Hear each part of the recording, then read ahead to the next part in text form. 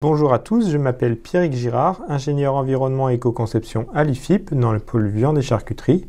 Aujourd'hui, je vais vous présenter l'outil Food Basket 7 qui découle du projet européen Pathway dans lequel l'IFIP est impliqué. Donc au niveau du contexte, on s'est posé la question de qu'est-ce qu'était un régime alimentaire durable. Et la FAO, donc la Food and Agriculture Organization, définit un régime alimentaire durable de la sorte. Donc c'est un régime qui contribue à protéger et à respecter la biodiversité et les écosystèmes, qui est culturellement acceptable, économiquement équitable et accessible, et abordable, nutritionnellement sûr et sain, et qui permet d'optimiser les ressources naturelles et humaines. Donc au travers de cette définition, on voit qu'il y a 4 piliers qui définissent une alimentation durable. Le premier, c'est le pilier environnemental, via le respect de la biodiversité et l'optimisation des ressources naturelles. Le deuxième pilier, c'est le pilier socio-culturel. Il faut bien que l'alimentation, que le régime alimentaire soit accepté culturellement et via aussi l'optimisation des ressources humaines. Le troisième pilier, c'est le pilier économique. Il faut bien sûr que le régime soit économiquement équitable, qu'il soit accessible et abordable, c'est-à-dire qu'on inclut à la fois le producteur et le consommateur.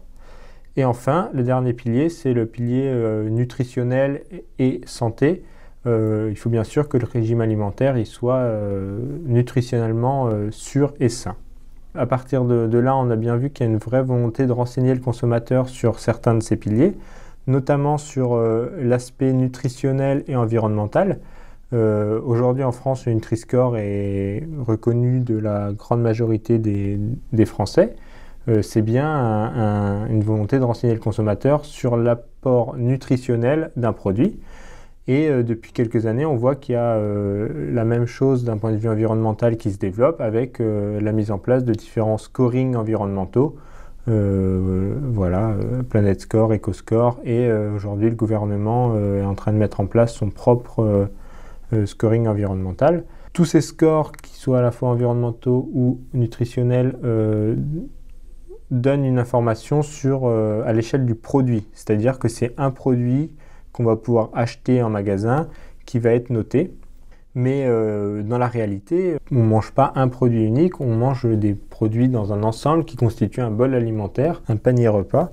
Et dans le projet Pathway, nous on s'est intéressé à non pas étudier à l'échelle du produit, mais étudier à l'échelle un petit peu plus large du repas, voire de la journée, une journée d'alimentation, voire une semaine, un bol alimentaire sur l'échelle d'une semaine. Donc on retrouve ces informations dans cette slide. À l'échelle du produit, on a bien les Nutri-Score et les scores environnementaux qui sont impliqués, mais on peut aller plus loin à l'échelle du repas, voire à l'échelle du régime alimentaire. Et donc c'est sur cette échelle-là qu'on va travailler un petit peu. Rapidement sur ce projet européen, c'est un projet qui a débuté en 2021 pour une durée de 5 ans, qui se terminera donc en septembre 2026. Il y a une trentaine de partenaires de différents pays européens et l'IFIP participe en tant que centre ACTA au même titre que l'IDEL et l'ITAVI, leur équivalent pour les bovins et pour la volaille globalement. Et au sein de ce projet, il y a une grosse diversité d'objectifs. On ne va pas rentrer dans les détails, mais un de ces objectifs est de concevoir des scénarios, des trajectoires de transition, et on s'est posé la question de l'importance des produits animaux dans la nutrition, dans l'alimentation. Et c'est dans cet objectif que va être développé l'outil. Si on regarde les différents groupes de travail, les Work Packages, il y en a 10 dans le projet, et c'est sur le Work Package 4, les impacts sur le consommateur. Donc comme je vous l'ai dit, l'objectif de l'outil, il est double.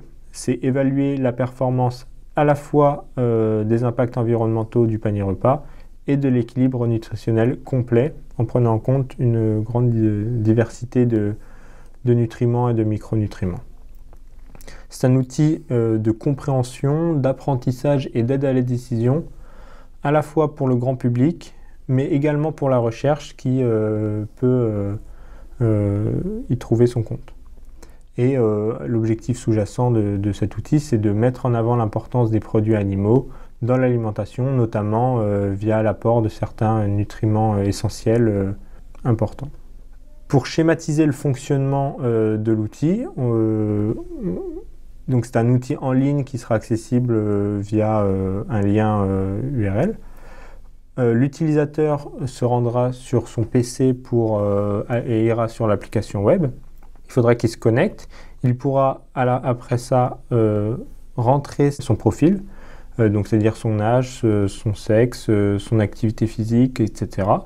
On pourra déterminer ses besoins nutritionnels moyens grâce à une base de besoins européenne qui vient de l'EFSA. Dans un deuxième temps, il remplira ses habitudes alimentaires, donc c'est-à-dire qu'est-ce qu'il mange en général, le matin, le midi, le soir, à quelle fréquence, en quelle quantité. Et à partir de là, l'outil ira puiser dans une base de données de 2500 produits, des données nutritionnelles des produits et des données environnementales. Et à partir de ça, il va faire des petits calculs et il va rendre un livrable qui sera le bilan nutritionnel environnemental de l'alimentation du consommateur, de l'utilisateur. Sachez qu'une vidéo tutoriel d'utilisation de l'outil Foodbasket 7 est disponible en ligne. L'outil en tant que tel sera accessible à tous gratuitement au cours de l'été 2025. Je vous remercie pour votre attention.